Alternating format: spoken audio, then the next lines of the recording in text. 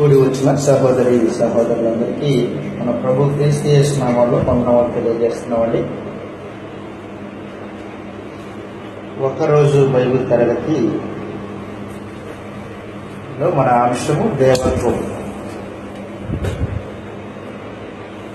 మొదటిగా దేవత్వం అంటే ఏమిటి అనే సందేశాన్ని మనం ఆలోచన చేస్తాం. మొదటిగా దేవత్వము అంటే ఏమిటి, దాని యొక్క నిర్వచనాన్ని చూస్తాం. దేవత్వము కలిగిన వాళ్ళు ముగ్గురు వ్యక్తులు ఉన్నారు. ఆ ముగ్గురు వ్యక్తులు, ఒక ఆయన తండ్రి యొక్క దేవుడు, మరొక ఆయన ప్రభు అయిన యేసు, మూడో వ్యక్తి పరిశుద్ధాత్మ. ముగ్గురు దైవత్వం కలిగిన వారు అని గ్రంథం తెలియజేస్తుంది. దైవత్వం అంటే ఏంటి నిర్వచనం? దైవత్వం అంటే ఆది అంతం లేనిది దైవత్వము అన్నాడు. ఆది అంతము లేనిది. ఆది అంతం ఉండకూడదు. ఆది అంతం అంటే పుట్టుక చావులు లేని వారిని దైవత్వం కలిగిన వారు అంటారు. కొత్తగా సృజింపబడినది దైవత్వం లేనిదై ఉంటుంది. దైవత్వం అంటే మొట్టమొదటిగా ఆది అంతము లేనిది.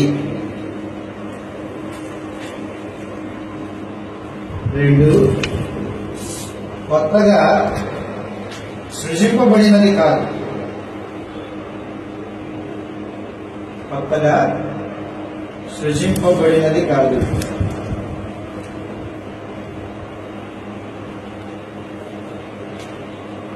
కొత్తగా సృజింపబడితే దైవత్వం ఉండదు.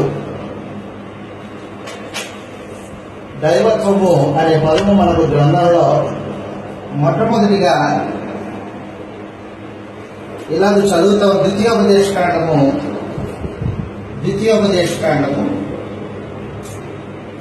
34వ అధ్యాయము 16వ వచనంలో ఈ మాట రాయబడింది. ద్వితీయోపదేశకాండము 32వ అధ్యాయం, క్షమించండి, ద్వితీయోపదేశకాండం 32వ అధ్యాయంలో 16వ వచనంలో పరమోన్నత దేవుడు ఇశ్రాయేలీయుల యొక్క విగ్రహములను గురించి మాట్లాడుతూ ఇలాగ తెలియజేస్తూ ఉన్నాడు. ద్వితీయోపదేశకాండం 32వ అధ్యాయము 16వ వచనంలో,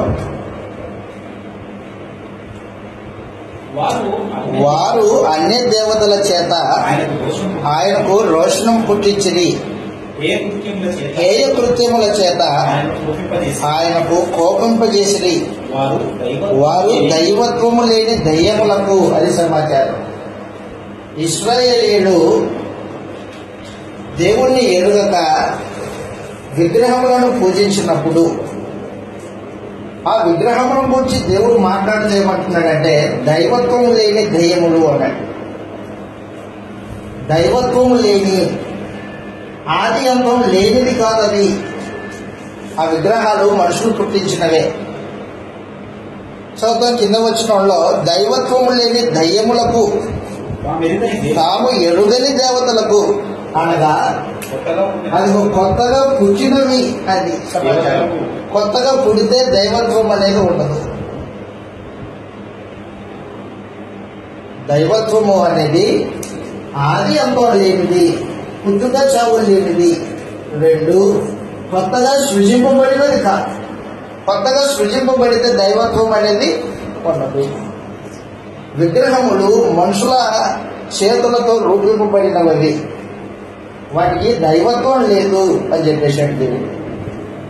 అంటే చేతులతో రూపింపబడేదానికి దైవత్వం ఉండదు. కొత్తగా పుట్టింపబడింది, దానికి దైవత్వం ఉండదు అని తెలియజేశాడు.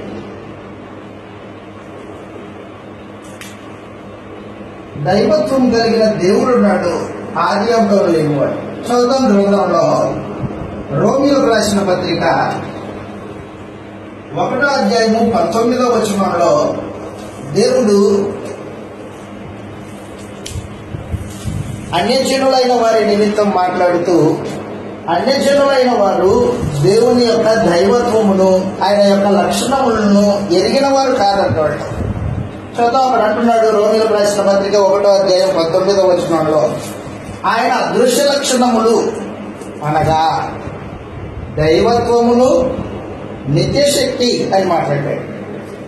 నిత్యశక్తి దైవత్వము, దేవుడికి దైవత్వం ఉంది అని తెలియజేశాడు. వాళ్ళు ఎరిగిన వారు కాదు. ఎందుకనగా దేవుని గురించి తెలియసత్యమైనదేదో అది వారి మధ్య విశదమై ఉన్నది. దేవుడు వారికి దాన్ని విశదపరిచను అని తెలియజేశాడు. వాళ్ళు ఏం చేశారు? విగ్రహాలను పూజించారు. మనందరికీ తెలుసు. దైవత్వము లేని దయ్యములు, దైవత్వం కలిగిన దేవుడు అది సమాచారం. పుట్టుక చావులు లేనివాడు, ఆది అంతం లేనివాడు దేవుడు. దైవత్వం ఉంది ఆయనకి. చూద్దాం దైవత్వం గురించి గ్రంథంలో ఏమంటున్నాడంటే, కొలస్సీయులకు రాసిన పత్రిక 2వ అధ్యాయం 9వ వచనంలో యేసు ప్రభువుకు దైవత్వం ఉంది అని తెలియజేసింది గ్రంథం. కొలస్సీయులకు రాసిన పత్రిక 2వ అధ్యాయం 9వ వచనంలో ఏలయనగా దేవత్వం యొక్క సర్వపరిపూర్ణత క్రీస్తులో శరీరమందు నివసించుతూ ఉన్నది అన్నాడు. దేవత్వం యొక్క సర్వపరిపూర్ణత క్రీస్తులో నివసిస్తూ ఉంది అది సమాచారం. కాబట్టి దైవత్వం కలిగిన వాళ్ళు మనకి ఇప్పుడు ఇద్దరు వ్యక్తులు కనిపించారు. ఒక ఆయన దేవుడు, మరొక ఆయన ప్రభు అయిన యేసు. మరొక ఆయన ఉన్నాడు దేవత్వంలో, ఆయన పరిశుద్ధాత్మ. హెబ్రీయులకు రాసిన పత్రిక 2వ అధ్యాయం, హెబ్రీయులకు రాసిన పత్రిక 2వ అధ్యాయంలో పరిశీలించండి. హెబ్రీయులకు రాసిన పత్రిక 9వ అధ్యాయం 14వ వచనంలో ఈ మాట రాయబడింది. నిత్యుడకు ఆత్మ ద్వారా అని తెలియజేశాడు. నిత్యుడు, నిత్యుడు అంటే శాశ్వతుడు అని అర్థం. శాశ్వతుడు అంటే పుట్టుక చావులు లేనివాడు అని సమాచారం. ఎల్లప్పుడూ ఉండేవాడు ఎవరు? పరిశుద్ధాత్మ. కాబట్టి నిత్యుడు, శాశ్వతుడైన పరిశుద్ధాత్మ దైవత్వం కలిగిన వాడు. ముగ్గురు వ్యక్తులు.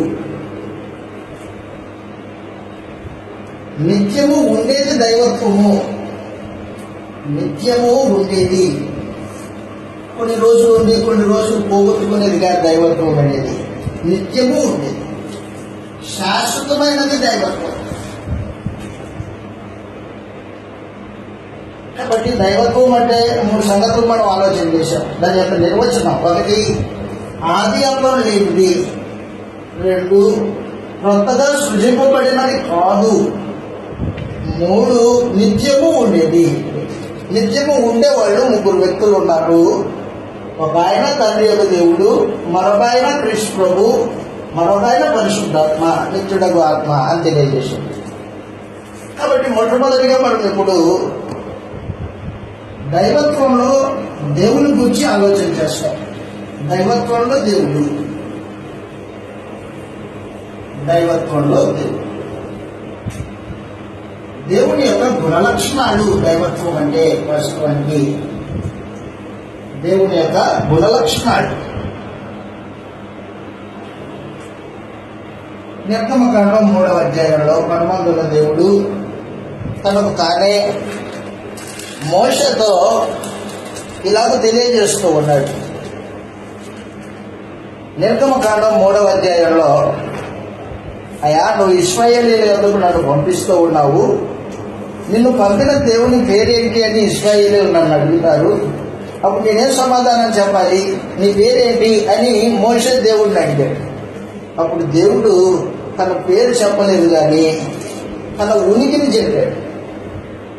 ఉనికి అంటే ఆయన ఎప్పటి నుంచి ఉన్నాడో, ఆయన యొక్క పరిస్థితి ఏంటో తెలియజేశాడు.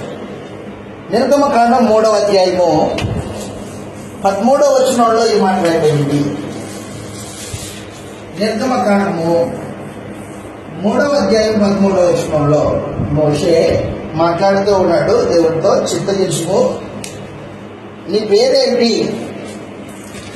అని దేవుడిని అడిగాడు. నేను ఇశ్రాయేలీయుల యొద్దకు వెళ్ళి వారిని చూచి మీ పితరుల దేవుడు మీ యొద్దకు నన్ను పంపెనని వారితో చెప్పగా, వారు ఆయన పేరేమి అని అడిగిన ఎడల వారితో నేనేమి చెప్పవలనని దేవుణ్ణి అడిగాను. అందుకు దేవుడు, నేను ఉన్నవాడును అనువాడనై ఉన్నానని మోషేతో చెప్పెను. ఆయన ఉండునను వాడు మీ యొద్దకు నన్ను పంపెనని నువ్వు ఇశ్రాయేలుతో చెప్పాలి అని తెలియజేసి, దేవుడి పేరు ఉందా? వాస్తవానికి దేవునికి పేరు లేదు. మరి మోషేతో దేవుడు మాట్లాడిన సందేశం ఏంటి? అక్కడ ఆయన పేరు కాదా? ఆయన పేరు కాదు. మరి ఏంటది?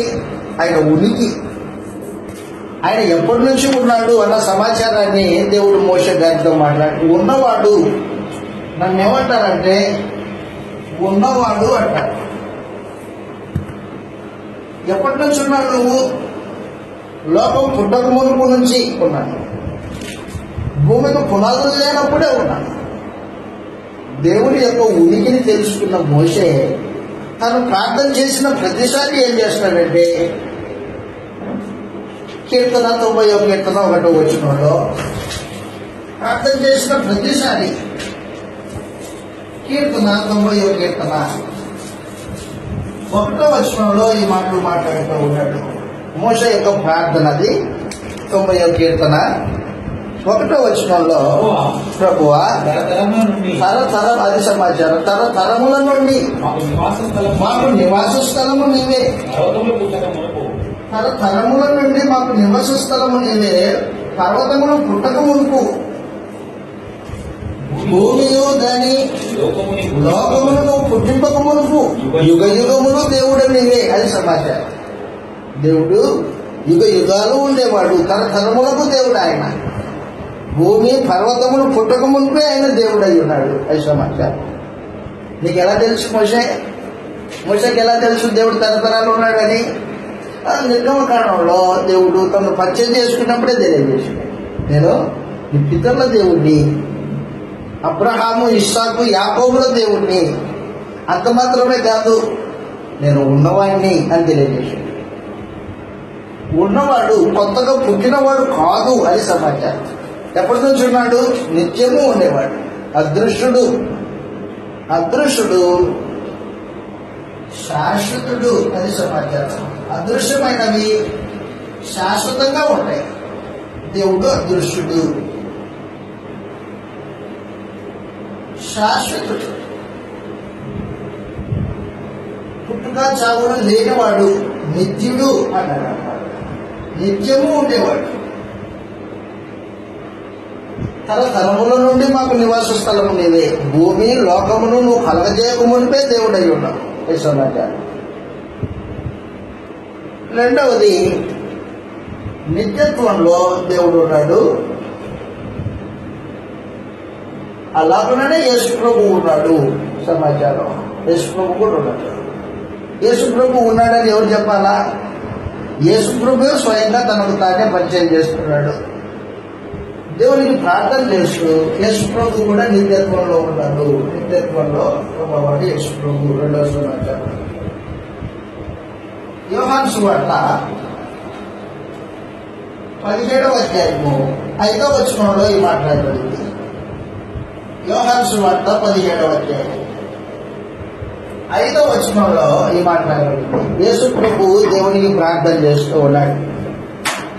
యేసు ప్రభు దేవునికి ప్రార్థన చేస్తూ ఏమంటున్నాడంటే, యోహాను సువార్త 17వ అధ్యాయం 5వ వచనంలో ఈ మాట తెలియజేస్తూ ఉన్నాడు. యోహాను సువార్త 17వ అధ్యాయం 5వ వచనంలో ఈ మాట తెలియజేస్తూ ఉన్నాడు. పరమందున్న దేవుడికి ప్రార్థన చేస్తూ నాకు మాట్లాడుతూ ఉన్నాడు. ఏమంటున్నాడంటే, తండ్రి, లోకం పుట్టక మునుపు నీ యొద్ద నాకు ఏ మహిమైతే ఉండేనో అది సమాచారం. కాబట్టి లోకం పుట్టక మునిపే యేసు ప్రభు దేవుని యొద్ద ఉన్నాడు. దేవుడు నిత్యము ఉండేవాడు. ఆయన యొద్ద యేసు ప్రభు ఉన్నాడు. ఎలా ఉన్నాడు యేసు ప్రభు దేవుని యొద్ద? యోహాను సువార్త 1:1.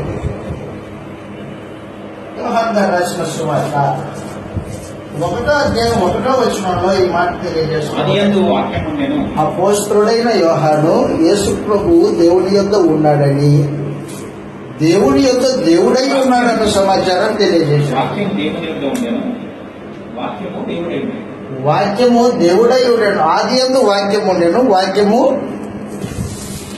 దేవుని యొద్ద ఉండెను, వాక్యము దేవుడై ఉండెను అని తెలియజేశాడు. కాబట్టి లోకం పుట్టక మునిపే, భూమి పర్వతాలని దేవుడు సృజించక మునిపే యేసు ప్రభు దేవుని యొద్ద ఉన్నవాడు. ఎలా ఉన్నాడు? దేవుని యొద్ద దేవుడై ఉన్నాడు. దేవుని యొద్ద దేవుడై ఉన్నాడు అంటే అర్థం ఏంటి? దేవత్వం కలిగిన వాడై ఉన్నాడు అది సమాచారం. దేవుడు నథింగ్ బట్ దేవత్వం. దేవుడు ఏ గుణ లక్షణాలు కలిగి ఉన్నాడో యేసు ప్రభు కూడా అదే లక్షణాలు కలిగిన వాడై ఉన్నాడు. దేవుడు ఉన్నవాడు, యేసు ప్రభు కూడా ఉన్నవాడే. కొత్తగా పుట్టినవాడు కాదు యేసు ప్రభు. కొత్తగా పుడితే ఏముండదు? దైవత్వం ఉండదు. అది చూసాం మనం మొదట్లో. కొత్తగా పుడితే ఏముండదు? దైవత్వం ఉండదు. కొత్తగా పుట్టిన దేవతలకు అని మాట్లాడాడు. మరొకసారి చదువుతాం. ద్వితీయోపదేశకాండం 32వ అధ్యాయం, ద్వితీయోపదేశకాండం 32వ అధ్యాయం 16వ వచనంలో దైవత్వము కొత్తగా పుట్టితే దైవత్వం ఉండదు. ఇశ్రాయేలీయులు విగ్రహములను చేసుకుని దేవునికి రోషం పుట్టించినప్పుడు దేవుడు వారి విషయమై మాట్లాడుతున్నాడు. ద్వితీయోపదేశకాండం 32వ అధ్యాయం 16వ వచనం, వారు అన్యుల దేవతల చేత ఆయనకు రోషం పుట్టించిరి, హేయ కృత్యముల చేత అతి సమాచారం కోపింపజేసిరి, దేవత్వము లేని దయ్యములకు సమాచారం. దైవత్వం లేని దయ్యములకు అనగా తాము ఎరగని దేవతలను పూజించింది అని చెప్పి కొత్తగా పుట్టినవి అది సమాచారం. కాబట్టి యేసు ప్రభు కొత్తగా పుట్టినవాడు కాదు. లోకంలో యేసు ప్రభుని గురించిన విశ్వాసము 3 రకాలుగా ఉంది లోకంలో. ఒకటి, యేసు ప్రభు లోకం పుట్టక మునుపంట దేవుని ఆత్మలో నుండి ఆత్మ విభాగింపబడి వచ్చాడంట. దేవుడు యేసు ప్రభుని సృజించాడంట. ఎప్పుడు సృజించాడు? లోకం పుట్టక మునిపే పరలోకంలోనే యేసు ప్రభుని మొదటిగా దేవుడు కలగజేశాడు. ఆ తర్వాత పరిశుద్ధాత్మను కలగజేశాడు అనే ఒక తప్పుడు సిద్ధాంతం లోకంలో మనుషుల మధ్యలో తిరుగుతూ ఉంది. యేసు ప్రభు లోకం పుట్టక ముందే దేవుని యొద్ద ఉన్నవాడు, పుట్టినవాడు కాదు. రెండవ సమాచారం, లోకంలో ఉన్న రెండవ సమాచారం ఏంటంటే దేవుడు యేసు ప్రభుని ఈ సృష్టిని తయారు చేయడానికంటే ముందుగానే మొదటిగా యేసు ప్రభుని సృజించాడంట. ఆది సంభూతుడు అనే పదాన్ని పట్టుకుని మనుషులు అపార్థం చేసుకున్నారు. కొలస్సీయులకు రాసిన పత్రిక 1వ అధ్యాయంలో ఈ పదం మనకు కనిపిస్తూ ఉంటుంది. కొలస్సీయులకు రాసిన పత్రిక 1వ అధ్యాయంలో ఆది సంభూతుడు సృష్టికి ముందుగానే ఉన్నవాడు అని మాట్లాడుతూ 1:15 కొలస్సీయులకు రాసిన పత్రిక 1వ అధ్యాయం 15వ వచనంలో 15వ వచనం, ఆయన యేసు ప్రభు అదృశ్య దేవుని స్వరూపి అయి ఉండి సర్వ సృష్టికి ఆది సంభూతుడై ఉన్నాడు. అదిగో ఆది సంభూతుడు. ఆది అంటే మొదట, సంభూతుడు అంటే కలగజేయబడిన వాడు. ఆ మొదట కలగజేయబడిన వాడు యేసు ప్రభు అని సమాచారాన్ని మనుషులు అపార్థం చేసుకున్నారు. వాస్తవానికి ఆది సంభూతుడు అనే మాట దాని యొక్క అర్థము ప్రధానుడు అని అర్థం. ప్రధానుడు, ముఖ్యుడు, ప్రధానుడు, ముఖ్యుడు, అన్నిటికీ ముఖ్యమైన వ్యక్తి, ప్రాముఖ్యమైన వాడు యేసు ప్రభు అని చెప్పడానికి పరిశుద్ధాత్మ అపోస్తుడైన పౌలు చేత కొలస్సీయులకు ఉత్తరం రాయిస్తూ ఉంటాడు. ఎందుకు వాళ్ళకే రాస్తున్నాడు ఆది సంభూతుడు అనే మాట? కొలస్సీ ప్రాంతంలో అబద్ధపు బోధ తిరుగుతూ ఉంది. యేసు ప్రభుకి దైవత్వం లేదు, అంటే ఒక జ్ఞానతత్వవాదము, లోక సంబంధమైన జ్ఞానము సంఘంలో ప్రవేశించి మనుషుల్ని చెరుపుతూ ఉంది. అక్కడే రాయబడింది కొలస్సీయులకు రాసిన పత్రిక 2వ అధ్యాయంలో ఈ మాట చదువుతాం.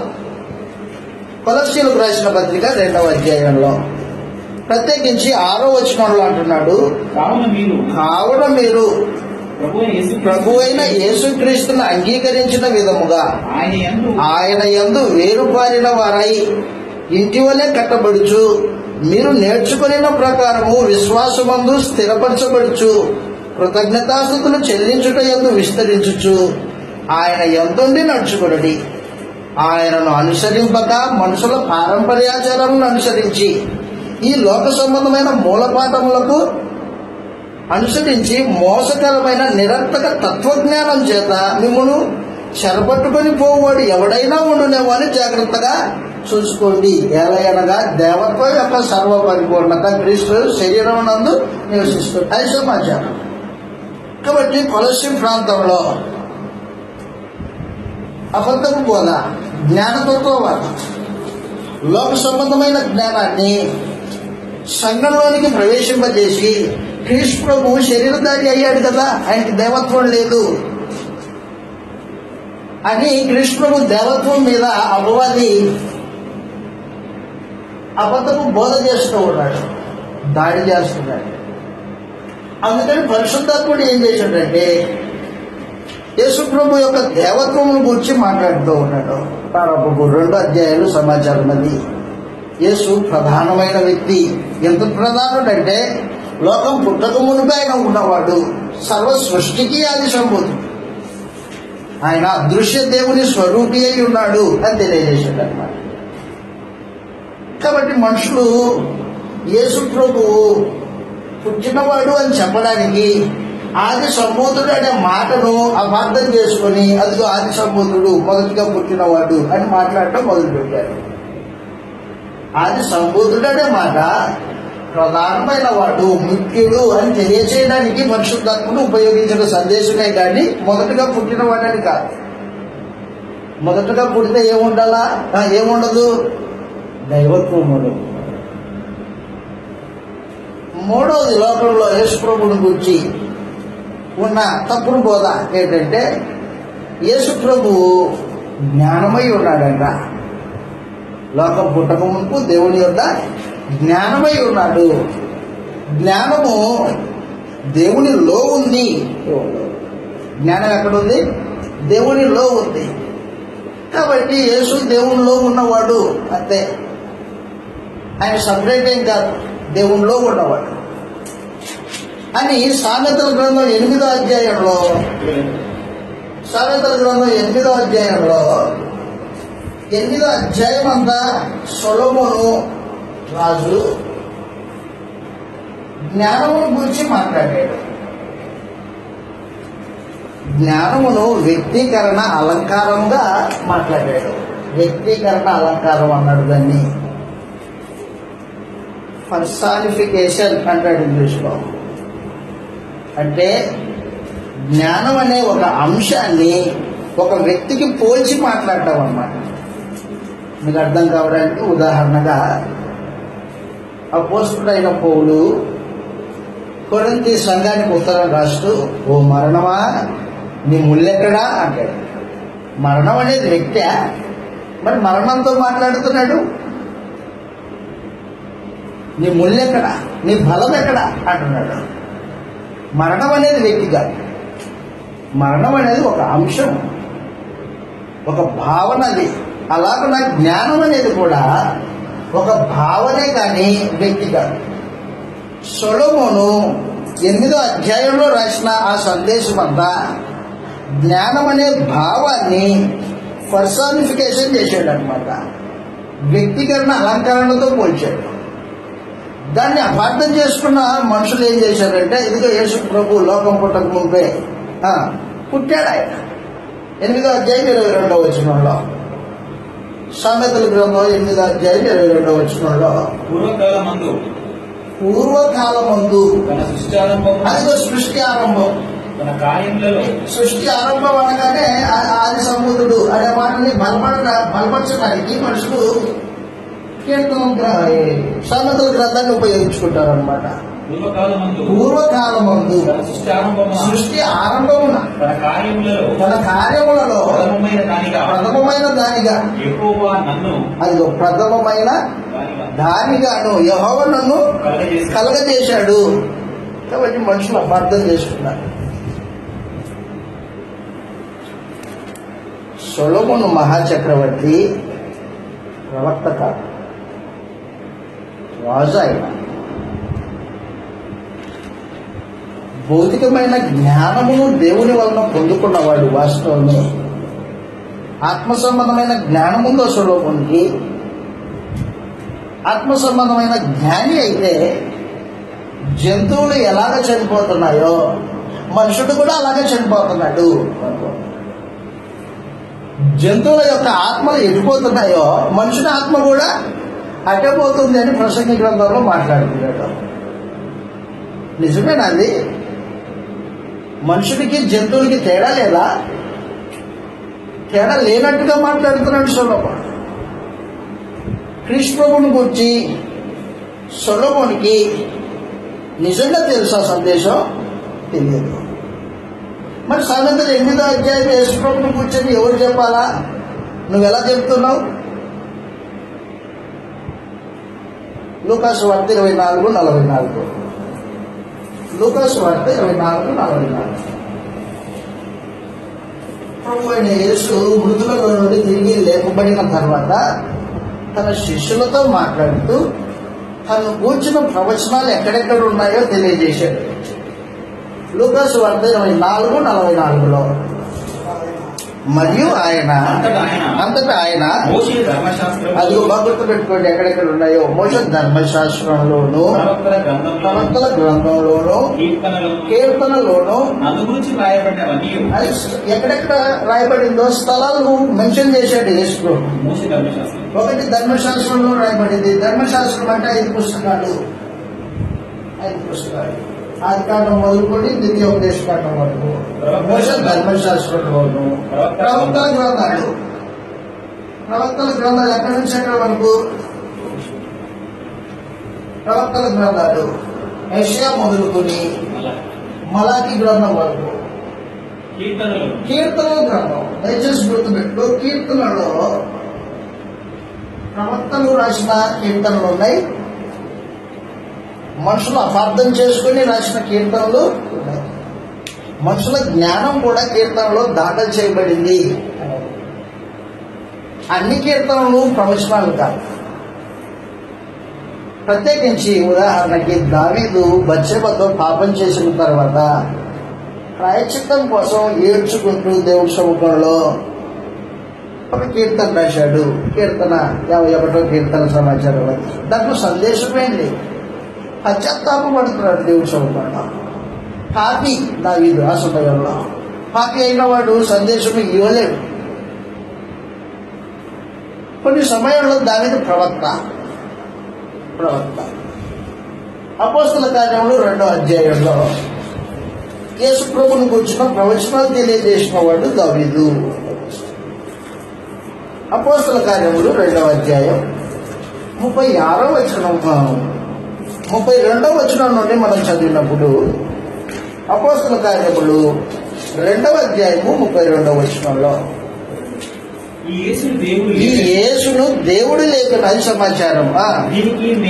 మేమందరం సాక్షులము కాగా దేవుని కుడిపార్శ్వమున హెచ్చింపబడి పరిశుద్ధాత్మను గురించిన వాగ్దానము పొంది 29వ వచనం. అపోస్తల కార్యములు 2వ అధ్యాయం 29వ వచనంలో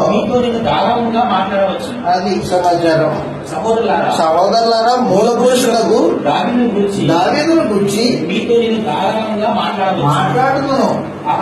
అతడు చనిపోయి సమాధి చేయబడెను. అతని సమాధి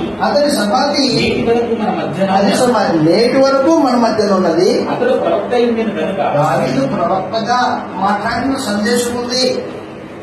ప్రవక్త ఏంటంటే కనుక ఆ. అతని గర్భఫలములో నుండి అతని గర్భఫలములో నుండి అతని సింహాసనం మీద కూర్చుండబెట్టుదును అని దేవుడు ప్రమాణపూర్వకంగా ఒట్టు పెట్టుకున్న సంగతి అతడెరిగి దావీదెరిగి ఈ పరిశుద్ధుని కుళ్ళు పట్టలేవు జీవమార్గంలో తెలిపింది అంటే సందేశాన్ని మాట్లాడాడు. యేసు ప్రభువుని గురించి ప్రవచించాడు. ఆయన పునరుత్థానం గురించి, ఆయన రాజుగా చేయబడే విధానం గురించి దావీదు ప్రవక్తగా ప్రవచించాడు. కాబట్టి దావీదు ప్రవక్త కానీ సొలొమోను ప్రవక్త కాదు. కాబట్టి సామెతలు 8వ అధ్యాయము సామెతల గ్రంథం అంతా సొలొమోను యొక్క జ్ఞానం. తాను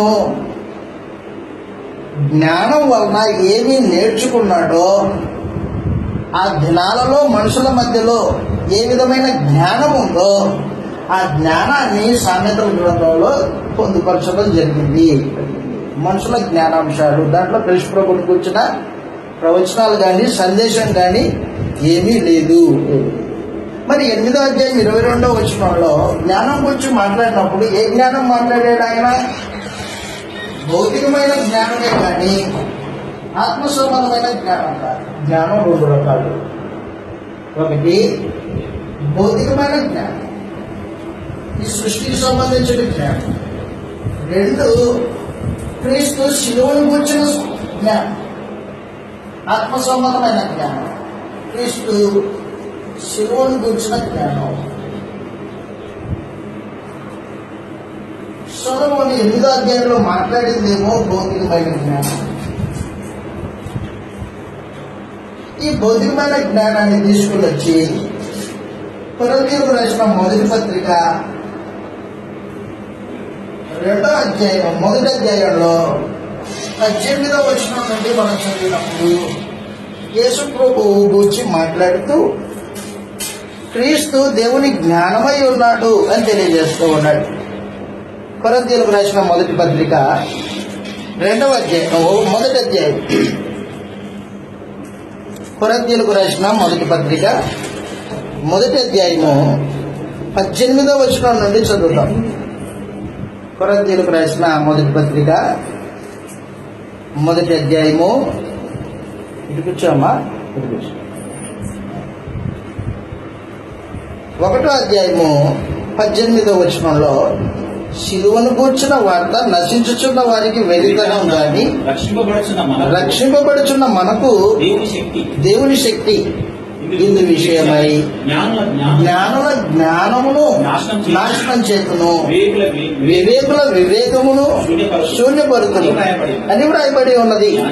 జ్ఞాని ఏమయ్యను, శాస్త్రి ఏమయ్యను, ఈ లోకపు తర్కవాది ఏమయ్యను, ఈ లోక జ్ఞానమును దేవుడు వెరితనముగా చేసి ఉన్నాడు కదా.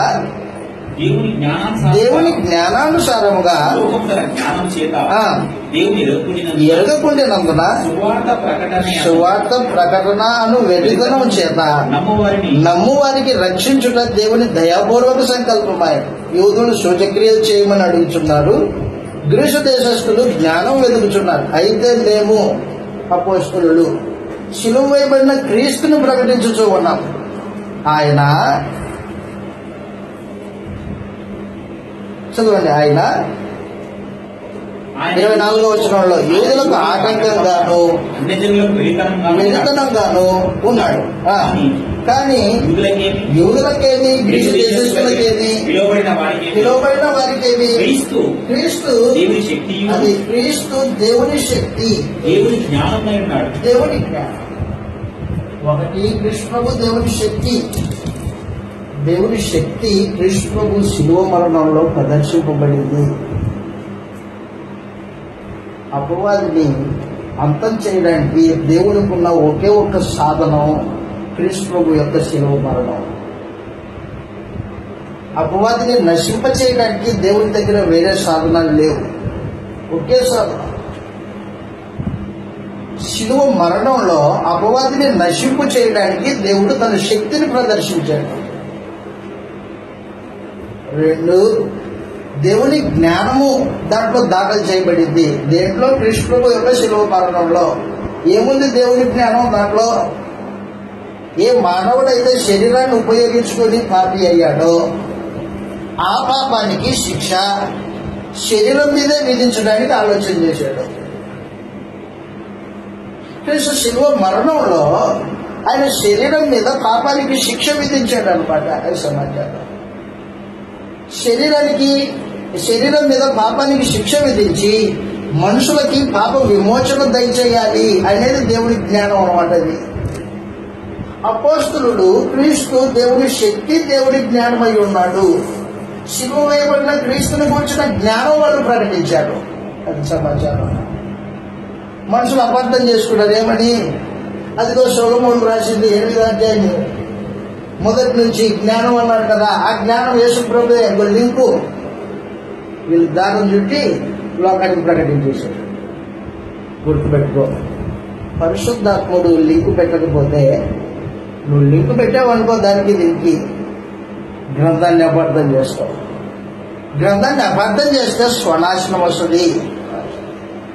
నీకు స్వనాశనమే, నీ బోధ వింటున్న వారికి స్వనాశనం వస్తుంది. పరిశుద్ధాత్ముడు చెప్పనిది నువ్వు లింక్ చేసి మాట్లాడడం అనేది గ్రంథాన్ని అపార్థం చేయడం. కాబట్టి మనుషులు ఏం చేశారంటే, క్రీస్తు ప్రభువు పుట్టినవాడు అని చెప్పడానికి సంగతులు 8వ అధ్యాయము, కొలస్సీ పత్రిక 1వ అధ్యాయం 15వ వచనం ఆది సంభూతుడు అనే ఈ మాటలు తీసుకుని మనుషుల్ని క్రీస్తు ప్రభు పుట్టినవాడిగా లోకానికి పరిచయం చేశారు. అపోస్తలులు ఎప్పుడైనా చెప్పారు అలాగా? క్రీస్తు ప్రభు ఎప్పుడైనా అలాగే ప్రకటించుకున్నాడా తన గురించి? క్రీస్తు ప్రభు లోకం పుట్టక మునిపే నేను దేవుని యొక్క ఉన్నానని పరిచయం చేసుకున్నాడు. తనకు తానే సాక్ష్యం ఇచ్చాడు. యోహాను సువార్త 17వ అధ్యాయం 5వ వచనంలో మనం చదివాం. యోహాను సువార్త 17వ అధ్యాయం 5వ వచనం.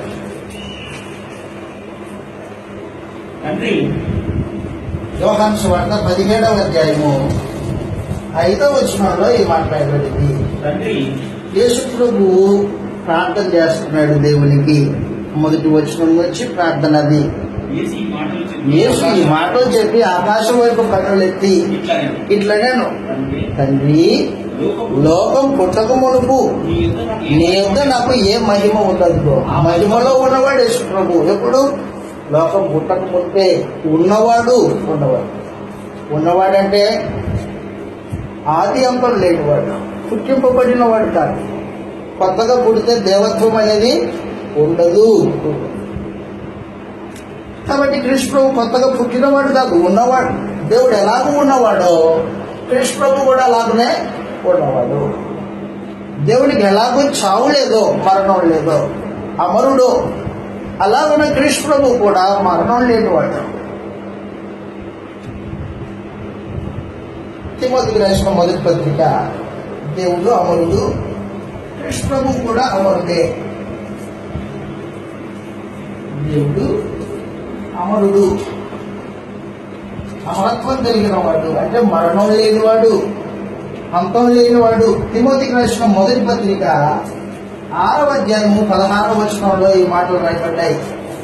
తిమోతికి రాసిన మొదటి పత్రిక 6:16లో సమీపింపరాని తేజస్సులో ఆయన మాత్రమే వసించుచు అమరత్వం గలవాడై ఉన్నాడు. సమీపింపరాని తేజస్సు, ఎవరే సమీపింపలేని తేజస్సులో ఉన్నాడు దేవుడు. దేవదూతలు దేవుడిని సమీపింపలేవు. ఆయన చూడడానికి కూడా అర్హత లేని వాళ్ళు దేవదూతల మాటకొస్తే. వెలుగులో నివసించే దేవుడు. దేవదూతలకి 6 రెక్కలు ఉన్నాయని ఈ గ్రంథం వివరించింది. 6 రెక్కలు. 6 రెక్కల్లో 2 రెక్కలతో ఏమో తమ ముఖమును కప్పుకుని, 2 రెక్కలతో ఏమో తమ కాళ్ళను కప్పుకొని, 2 రెక్కలతో ఎదురుతూ ఉన్నాయి. నిలబడడానికి కూడా స్థలం లేదు దేవుడి చౌకల్లో. ఎవరే సమీపింపలేని తేజస్సులో అమరత్వం గలవాడై నివసించుతూ ఉన్నాడు. మనుషులలో ఎవడునో ఆయన్ని చూడలేదు, ఎవడునో ఆయన్ని చూడనేరడు అని చెప్పేశాడు. కాబట్టి దేవుడు అమరుడు, అమరత్వం కలిగిన వాడు. క్రీస్తు ప్రభు కూడా అమరుడే. ప్రకటన గ్రంథము క్రీస్తు ప్రభువుని గురించి ఆయన అమరుడని క్రీస్తు సాక్ష్యం ఇస్తాడు. ఇంకొకరి మాట మనకు అనవసరం. క్రీస్తు అమరుడు, మరణం లేనివాడు. ప్రకటన గ్రంథము 1:18 ప్రకటన గ్రంథం 1:18 ఈ మాట రాయబడింది. యేసు ప్రభు తనకు తానే మాట్లాడుతూ, మృతుడు నైతిని గాని ఇదిగో యుగ యుగములు అది సజీవుడు, యుగ యుగాలు సజీవుడు యేసు ప్రభు. మృతుడనైతిని సంకల్పానికి లోబడి శరీరాన్ని ధరించుకొని భూమి మీదకి వచ్చి శిలువ మీద చనిపోయాడే కానీ ఆయన మరణం లేనివాడు యేసు ప్రభు. యేసు ప్రభుకి ఆది లేదు, అంతము లేదు. ఆయన వయస్సుకి కాలం లేదు. దేవుని వయస్సుకి కాలం ఎలాగో లేదో యేసు ప్రభు వయస్సుకు కూడా కాలం లేదు. మరి శరీరాన్ని ధరించుకున్నాడు. దేవుడు చేసిన సంకల్పానికి యేసు ప్రభు విధేయత చూపాడే కానీ ఆయనకి మరణం లేదు, కాలం లేదు. అంటే కాలం లేనివాడు, మరణం లేనివాడు కృష్ణుడు దేవుని సంకల్పాన్ని బట్టి భూమి మీద పుట్టాడు, కాలంలోకి వచ్చాడు. దేవుని సంకల్పాన్ని బట్టి పాప ప్రాయశ్చిత్తంగా శిలువ మీద మరణించడానికి వచ్చాడు. సంకల్పం ఆయన్ని కాలంలోకి తీసుకొచ్చింది. సంకల్పం ఆయన్ని మరణం పొందేవాడిగా చేసింది.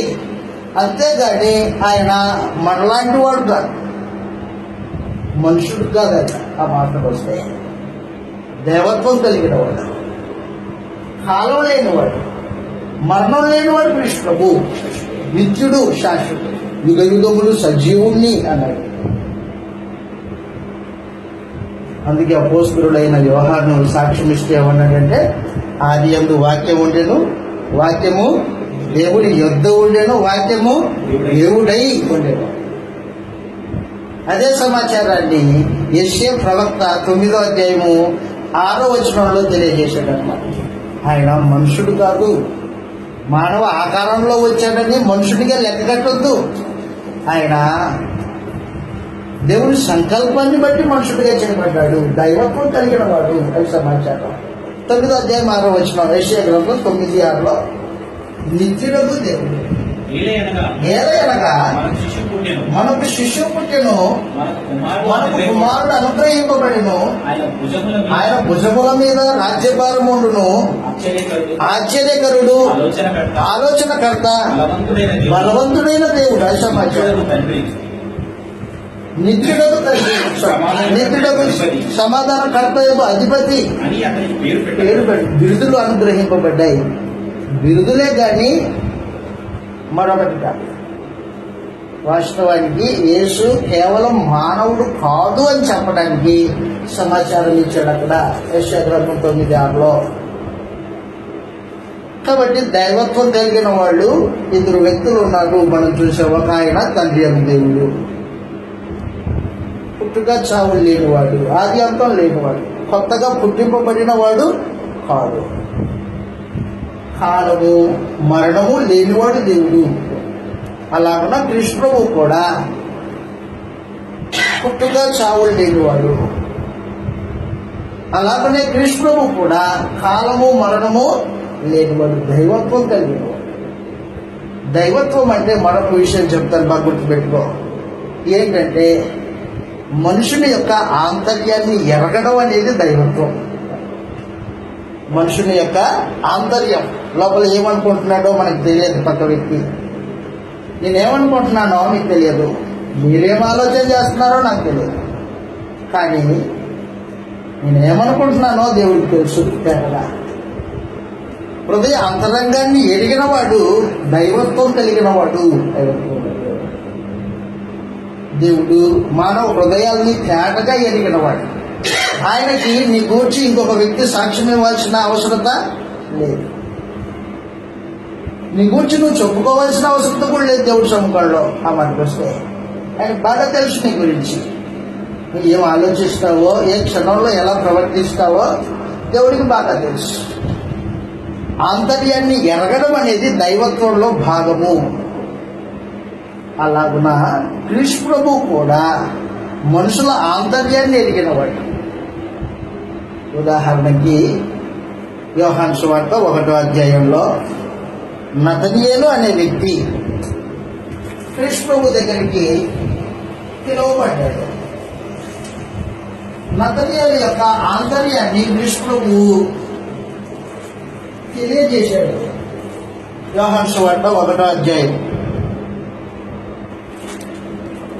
50వ వచనం నుంచి చదువుతాం, లేదా 47 నుంచి యోహాను సువార్త 1వ అధ్యాయం 47వ వచనం నుంచి.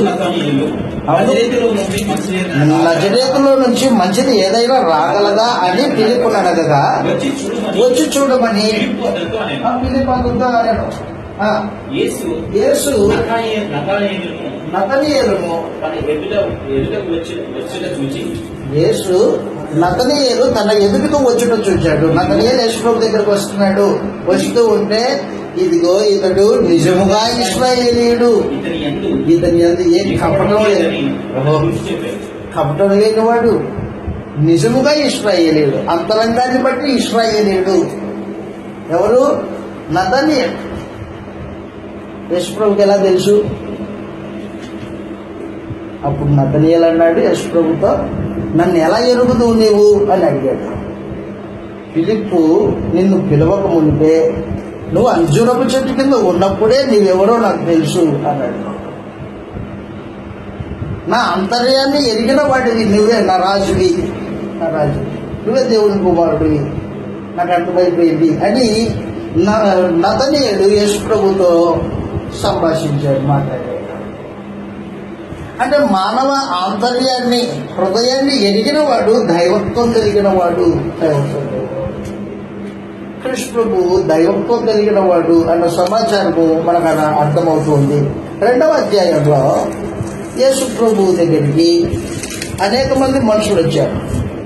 ఆయన చూడడానికి వచ్చారు. యోహాను సువార్త 2వ అధ్యాయం 23వ వచనం నుండి మనం చదివినప్పుడు ఆయన యేసు ప్రభు పస్కా పండగ సమయమున యెరూషలేములో ఉండగా ఆ పండుగలో అనేకులు ఆయన చేసిన సూచక్రియలను చూచి ఆయన నామమందు విశ్వాసం ఉంచిరి. అయితే యేసు అందరినీ ఎరిగినవాడు గనుక ఆయన తను వారి వశమున చేసుకోలేదు. అందరినీ ఎరిగిన వాడు, మనుషుని ఆంతర్యం ఎరిగిన వాడు. దైవత్వం అది. మానవుని ఆంతర్యం ఎరగడం అనేది మనుషుడికి సాధ్యం కాదు. మరి ఎవరికి సాధ్యం? దేవుడికే సాధ్యం. దైవత్వం కలిగిన వాడికే సాధ్యం. కొంతమంది ఏమన్నారంటే ఏలియా కూడా మనుషుని ఆంతర్యాన్ని చెప్పాడు కదా. గెహజీ నపుంసకుని దగ్గరికి వెళ్ళి డబ్బులు, వస్త్రాలు, వెండి బంగారాలు తీసుకొచ్చుకున్నాడు కదా. అది తెచ్చి దాచిపెట్టుకొని ఏలియా దగ్గరికి వచ్చి నిలబడ్డాడు. అప్పుడు ఏలియా అడిగాడు, గెహజీ ఎక్కడికి వెళ్ళావు నువ్వు అని. నీ దాసుని నీ దగ్గర పోతానా, నీ దగ్గర ఉన్నాడు కదా. అబద్ధం మాట్లాడాడు. అప్పుడు ఏలియా ఏం చేశాడంటే, నీవు వెళ్ళి అతన్ని ఎదుర్కొని అతని దగ్గర ధనధాన్యాలు తీసుకొని రావడం నేను చూడలేదా? నా ఆత్మ నీతో పాటు రాలేదా అన్నాడు. కాబట్టి ఏలియా గెహజీ యొక్క ఆంతర్యాన్ని చెప్పాడు. కాబట్టి యేసు ప్రభువు కూడా చెప్పడంలో పెద్ద సంగతి ఏం లేదు అంటాడు. గుర్తుపెట్టుకో, ఏలియాకి అన్ని విషయాలు తెలియదు. యేసు ప్రభుకి సమస్తం తెలిసినవాడు. మానవుని ఆంతర్యాన్ని సంపూర్ణంగా ఎరిగినవాడు యేసు ప్రభు. ఏలియా లాంటి ప్రవక్త కాదు. ఏలియా కంటే గొప్పవాడు. ఆ మాటకు వస్తే ఏ ప్రవక్తను తీసుకున్నా ఆ ప్రవక్త కంటే ఉన్నతమైన వాడు యేసు ప్రభు. దేవుడు ప్రవక్తల్ని ఎవరినే కానీ నా కుమారుడు అని పిలవలేదు. ఎవరిని పిలిచాడు? దేవుడు యేసు ప్రభుని మాత్రమే పిలిచాడు. దైవత్వం కలిగిన వాడు. ఇంకో ఆశ్చర్యకరమైన విషయం ఏంటంటే, దేవుడే యేసుని దేవా అని పిలిచాడు. దేవుడే యేసుని దేవాన్ని పిలిచాడు. మరి ఎవరినే పిలవలేదు ఆ మాట, మరి ఎవరినే పిలవలేదు. హెబ్రీయులకు రాసిన పత్రిక 1వ అధ్యాయము, దేవదూతల కంటే యేసుప్రభు గొప్పవాడు అని హెబ్రీ రచయిత మొదటి అధ్యాయంలో మాట్లాడుతూ ఉన్నాడు. తన దూతలు అని చెప్పినప్పుడు ప్రవక్తల గురించి మాట్లాడుతూ 1వ అధ్యాయంలో, హెబ్రీయులకు రాసిన పత్రిక 1వ అధ్యాయంలో 5వ వచనంలో ఈ మాట్లాడేది, ఏలయనగా నీవు నా కుమారుడవి, నేను నేడు నిన్ను కని ఉన్నాను. ఇది గాక నేను ఆయనకు తండ్రినై ఉండును, ఆయన నాకు కుమారుడై ఉండును అని ఆ దూతల్లో ప్రవక్తల్లో ఎవరితోనైనా చెప్పిన.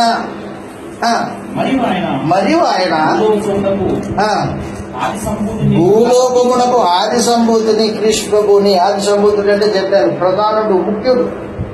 ఆది సంభూతిని మరలా రప్పించినప్పుడు దేవుని దూతలందరూ ఆయన నమస్కారం చేయాలి అని చెబుతూ ఉన్నాడు. దూతల్ని వాయువులుగాను అగ్ని జ్వాలలుగాను చేసుకున్నవాడు తన దూతల గురించి చెప్పుచున్నాడు. కానీ వాడి గురించి అయితే ఎవరి గురించి ఎవరు మాట్లాడారు? తండ్రి కృష్ణుడి గురించి మాట్లాడాడు. దేవా నీ సింహాసనం నిరంతరము ఉండును, నీ రాజ్యదండము న్యాయాంతమైనది, నువ్వు నీతిని ప్రేమించింది, దుర్నీతిని ద్వేషించాలి సమాచారం. కాబట్టి కృష్ణ ప్రభు యొక్క దేవత్వం మీద ఈ రోజున అపవాది దాడి చేస్తుంది. ఈ రోజే కాదు, మొదటి శతాబ్దం నుండి కొలస్సీ పత్రికలో మనం చదివాం. మొదటి శతాబ్దం నుండి కృష్ణ ప్రభు దేవత్వం లేనివాడు అని దాడి చేస్తున్నాడు అపవాది. ఆయన దేవత్వం కలిగిన వాడు, లోకం పుట్టక ముందే ఉన్నవాడు, దేవుడి యొక్క గుణలక్షణాలు సంపూర్ణంగా కలిగిన వాడు యేసు ప్రభు. దేవత్వం యొక్క సర్వ పరిపూర్ణత క్రీస్తులో నివసించుతూ ఉన్నది అని చెప్పేసాడు. మరొక సమాచారం దేవత్వం గురించి. దేవత్వం గురించి మరొక సమాచారం ఏంటంటే, ఒక పదార్థమును మరొక పదార్థముగా మార్చగలిగిన స్వభావం, శక్తి, సామర్థ్యం, అది దైవత్వం. 4వ సమాచారం దేవత్వంలో 4వ సమాచారం, ఒక స్వభావం కలిగిన వస్తువుని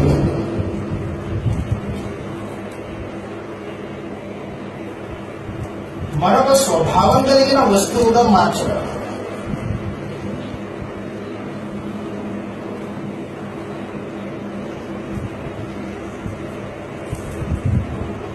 దైవత్వము మార్చే శక్తి దైవత్వం. ఒక స్వభావం గల వస్తువును మరొక స్వభావం గల వస్తువుగా మార్చే శక్తి ఎవరికి ఉంది? కృష్ణ ప్రభువుకు ఉంది. మనందరికీ తెలుసు, ఒక రోజున మ్యారేజ్ లో అటెండ్ అయ్యాడు యేసు ప్రభు. కానా పెళ్లి విందు కనెక్షన్. కానా పెళ్లి విందులో ద్రాక్షరసం అయిపోయిందంట. ద్రాక్షరసం అయిపోతే ఎగతాళి జరుగుతుంది. కాబట్టి యేసు ప్రభు దగ్గరికి మనుషులు వెళ్ళారు. అప్పుడు యేసు ప్రభు వారికి ఆజ్ఞాపించాడు, ఏమని? రాత్రి బాణం నీళ్ళందరూ నీళ్లు పోయండి. నీళ్లు పోసిన వాళ్ళు నీళ్లు పోశారు. అది తీసుకొని పోయి అందరికీ పంచండి అని చెప్పాడు. పంచేటప్పుడు అది ద్రాక్షరసంగా మారిపోయింది. అది ద్రాక్షరసంగా ఎలా మారింది తాగుతున్న వ్యక్తులకు తెలియదు. నీరు ద్రాక్షరసంగా మార్చుకోలేదు.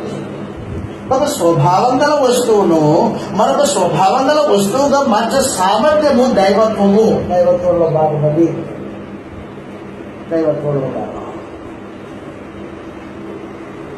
కాబట్టి దయచేసి గుర్తుపెట్టు, కృష్ణ ప్రభు యొక్క దైవత్వాన్ని అనుమానించేవాడు, ఆయన దైవత్వాన్ని శంకించేవాడు విశ్వాసి కాదు, అవిశ్వాసి. దైవత్వము అనే భావన, దాని యొక్క సారము ఎరుగనివాడు, జ్ఞానం లేనివాడు. కాబట్టి లోకం పుట్టక మునిపే దేవుడు ఉన్నాడు, దైవత్వంలో ఉన్నాడు. ఆది అంతం లేనివాడై, పుట్టుక చావులు లేనివాడై, కొత్తగా సృజింపబడిన వాడు కాడై, ఆ తర్వాత మనుషుని ఆంతర్యాన్ని ఎరిగిన వాడై, ఒక స్వభావం కలిగిన వస్తువును మరొక స్వభావంగా మార్చగలిగిన శక్తివంతుడై దేవుడు. ఆ స్వభావ లక్షణాలన్నీ ఎవరికి ఉన్నాయి? ఇప్పుడు కృష్ణులో ఉన్నాయి. దేవత్వం యొక్క సర్వ పరిపూర్ణత క్రీస్తులో నివసించుతూ ఉన్నది అని సందేశం, అపోస్తలుల యొక్క సందేశం. కాబట్టి క్రీస్తు దేవుడు కాదు, దేవత్వం లేదు అనేవాడు అపోస్తలుల బోధన ఎరుగనివాడు, గ్రంథాన్ని అపార్థం చేసుకున్నవాడు. ఎక్కడికి వెళ్తాడు? గ్రంథాన్ని అపార్థం చేసుకున్నవాడు ఎక్కడికి వెళ్తాడు? నాశనానికి వెళ్తాడు. సొంత గ్రంథంలో పేతురు గారు రాసిన మొదటి పత్రిక 2వ పత్రిక 3వ అధ్యాయం. పేతురు గారు రాసిన 2వ పత్రిక 3వ అధ్యాయం ప్రత్యేకించి 16వ వచనంలో గ్రంథాన్ని అపార్థం చేసుకున్న వారి గతి ఏమైపోతుందో తెలియజేస్తూ ఉంటాడు.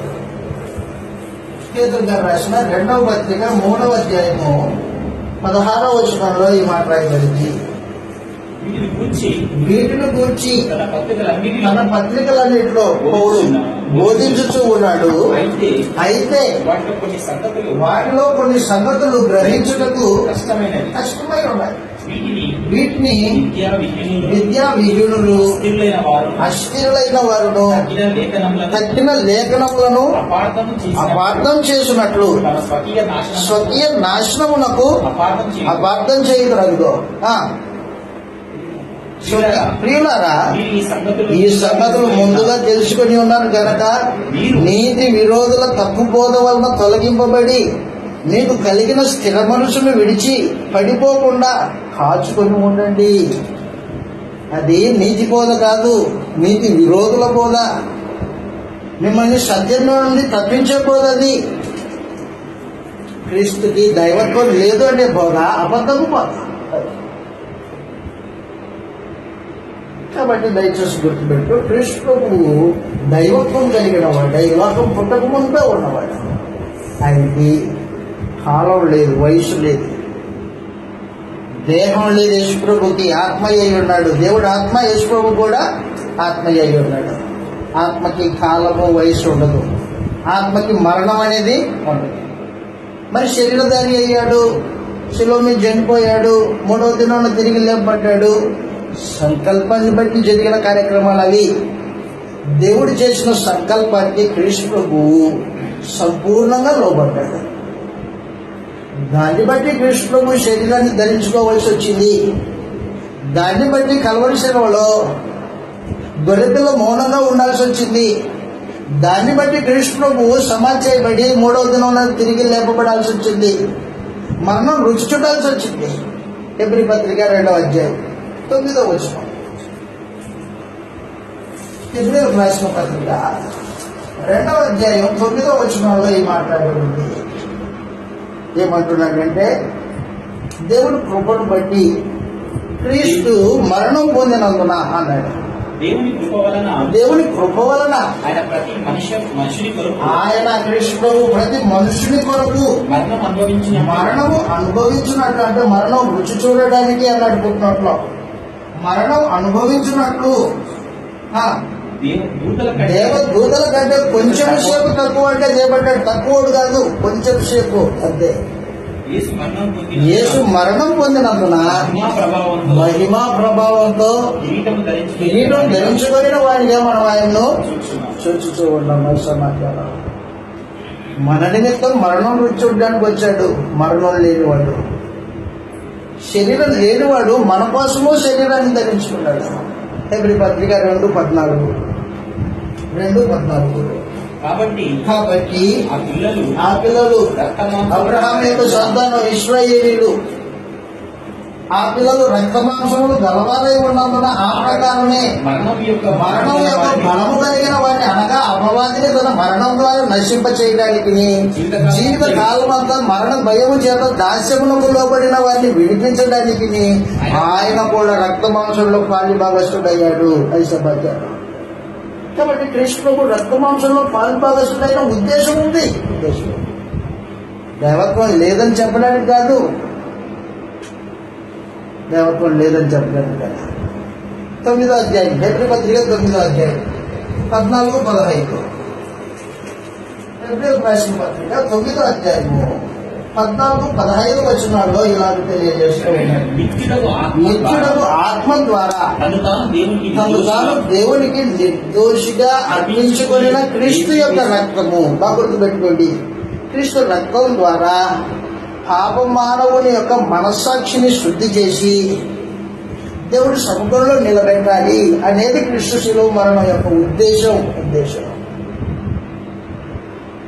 నిత్యుడకు ఆత్మ ద్వారా తను తాను నిర్దోషిగా అప్పగించుకొనిన క్రీస్తు రక్తము నిర్జీవ క్రియలను విడిచి జీవం కలిగిన దేవుణ్ణి సేవించున్నట్లు మీ మనస్సాక్షిని ఎంతో ఎక్కువగా శుద్ధి చేయను కదా. 15వ వచనంలో ఆయన మొదటి నిబంధన కాలంలో జరిగిన అపరాధముల నిమిత్తము ఆయన మరణం పొంది ఉండగా అన్నాడు. మొదటి నిబంధన కాలంలో మనుషులు అపరాధులై ఉన్నారు.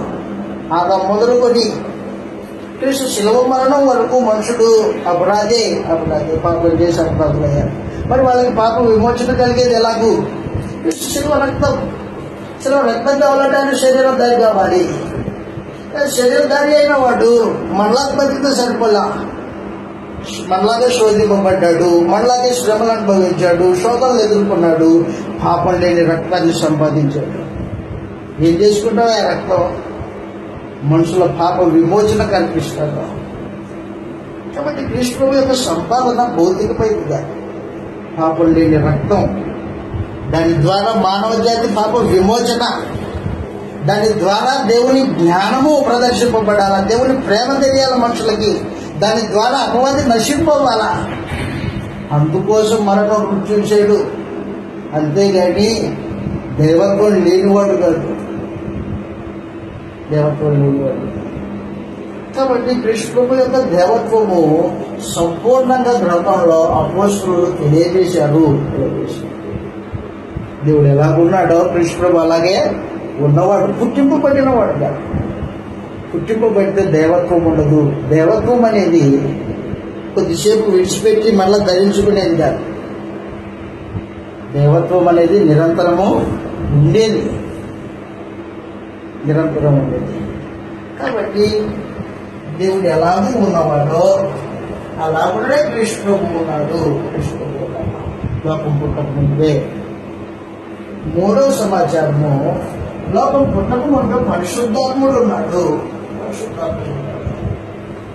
హెబ్రీ పత్రిక 9:14లో పరిశుద్ధాత్మ గురించి మాట్లాడుతూ ఏమంటున్నాడంటే, హెబ్రీ 9:14 కిందకి చదివాం. నిత్యుడకు ఆత్మ, అది సమాచారం. నిత్యుడకు ఆత్మ అంటే పరిశుద్ధాత్మ. పరిశుద్ధాత్మ నిత్యము ఉండేవాడు, నిత్యుడు, కొత్తగా పుట్టినవాడు కాదు, శాశ్వతుడు. పరిశుద్ధాత్మకు కూడా వయసు లేదు, పరిశుద్ధాత్మకు కూడా మరణం లేదు. దైవత్వం కలిగిన వాడు పరిశుద్ధాత్మ. కాబట్టి దైవత్వం అనేది 3 వ్యక్తులు కలిగి ఉన్నారు. ఒక ఆయన తండ్రి అయిన దేవుడు,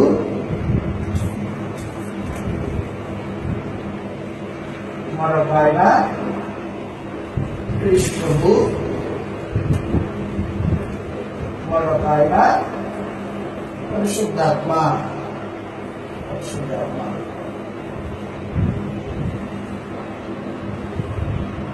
వీళ్ళు దైవత్వం కలిగిన వాడు, త్రిత్వం కాదు. 3 వేరే వ్యక్తులు దైవత్వం కలిగిన వాడు. దేవుని యొక్క గుణ లక్షణాలు సంపూర్ణంగా కలిగిన వాళ్ళు 3 ఉన్నారు. ఒక మాట చెప్పి మనం బ్రేక్ తీసుకుందాం, భోజనానికి వెళ్ళిపోదాం. ఎంతమంది మన దగ్గర 1 2 3 4 5 6 7 8 9 10 10 మంది. 10 మంది ఎవరేళ్ళు? మనుషులు. మనుషులకి ఏముంటుంది? మానవత్వం ఉంటుంది. సమాచారంలో మానవత్వం అంటే ఏంటి? మనుషులు కలిగి ఉన్న లక్షణాలు. ఎంతమంది ఉన్నారు ఇక్కడ మానవత్వం కలిగిన వాళ్ళు? 10 మంది ఉన్నారు. మానవత్వము పుట్టిన ప్రతి వారికి దేవుడు అనుగ్రహించాడు. మానవత్వము, మనుషుని యొక్క లక్షణాలు. ఎంతమంది ఎవరు పుట్టిన ప్రతి వారికి మానవత్వం ఉంటుంది. అలాగున దైవత్వం అనేది ఉంది. దైవత్వం కలిగిన వాడు ముగ్గురు ఉన్నారు. దేవదూతలు దైవత్వం లేదు. ఎందుకంటే దేవదూతల్ని దేవుడు కలుగజేశాడు. దేవదూతల్ని దేవుడు ఏం చేశాడు? సృజించాడు. సృజింపబడిన వాటికి ఏముండవు? దైవత్వం ఉండదు. కాబట్టి దైవత్వం కలిగిన వాళ్ళు ముగ్గురు ఉన్నారు. మానవత్వం అనేది మనుషులకు ఎలాగో, దైవత్వం అనేది దేవుడికి, కృష్ణుడికి, పరిశుద్ధాత్మకి అలాగూ. ఎంతమంది దైవత్వం కలిగిన వాళ్ళు ఉన్నారు? ముగ్గురు. ఇలా ముగ్గురిని దేవుడు అనొచ్చా? అనొచ్చు. దేవుడని చెప్పింది ఎవరు? దేవుడే చెప్పాడు గ్రంథంలో. దేవత్వము నథింగ్ బట్ దైవత్వము. దేవుడు నథింగ్ బట్ దేవత్వం. రెండు ఒకటే, వేరు వేరు కాదు. మరి ఎంతమంది దేవుళ్ళు ఎంతమంది అనేది ప్రశ్న కాదు. అది వాస్తవానికి ప్రశ్న కాదు. దేవత్వంలో ఎంతమంది ఉన్నారు? దేవత్వం కలిగిన వాళ్ళు ఎంతమంది ఉన్నారు? ముగ్గురు ఉన్నారు. అయితే మనకు దేవుడు ఎవరు? దేవత్వం కలిగిన వాళ్ళు ముగ్గురు ఉన్నారు, కరెక్టే. మనకి దేవుడు ఎవరు? భోజనం తర్వాత మనం ఆ సంగతుల్ని ఆలోచన చేస్తాం. నువ్వు ఆరాధన చేసేటప్పుడు నీ మనసులో ఎవరికి ఆరాధన చేయాలి? విశ్వముగా లేదా తండ్రి దేవుడిగా, పరిశుద్ధాత్మగా అనేది మనం ఈ రోజున ఈ బైబిల్ తరగతిలో భోజనం తర్వాత మళ్ళా క్లాసులు ఉంటాయి, దాంట్లో నేర్చుకుంటాం. కాబట్టి ఇప్పుడు మనం ఏం నేర్చుకున్నామంటే దైవత్వం అంటే ఏమిటి, దాని యొక్క నిర్వచనం ఏంటి అనేది చూసాం. దైవత్వంలో ఎవరెవరు ఉన్నారు? దేవుడు ఉన్నాడు, తండ్రి దేవుడు, కృష్ణుడు ఉన్నాడు, పరిశుద్ధాత్మ ఉన్నాడు. ముగ్గురు వ్యక్తులు ఉన్నారు. కృష్ణుని గురించి మనుషులు అపార్థం చేసుకున్న మాటల్ని కూడా మనము పరిశీలన చేశాం. అది సంభూతుడు అంటే మొదటిగా పుట్టినవాడు అనే అర్థము. అది అబద్ధపు బోధ. ప్రధానుడు, ముఖ్యుడు, సృష్టికి ప్రాముఖ్యమైన వాడు, అంతేగాని మొదట పుట్టినవాడు కాదు. దేవుడు సృష్టిని పుట్టించినట్టు యేసు ప్రభుని సృజించలేదు. యేసు ప్రభు సృజించబడిన వాడు కాదు. సృజింపబడితే ఏముండదు? దైవత్వం ఉండదు. అది సమాచారం. ఆ తర్వాత పరిశుద్ధాత్మ నిత్యుడు, శాశ్వతుడు, దైవత్వం కలిగిన వాడు అని మనం చూసాం. కాబట్టి దీంట్లో ఏమన్నా మీకు డౌట్ ఉన్నా మరలా భోజనం తర్వాత మీరు అడగచ్చు, ఇబ్బంది లేదు. ఇంతటితో దైవత్వము అనే అంశాన్ని మనం ఇక్కడితో ముగించుకుంటాం. ప్రార్థన చేసుకుంటాం. ప్రార్థనతో ముగించుకుంటాం.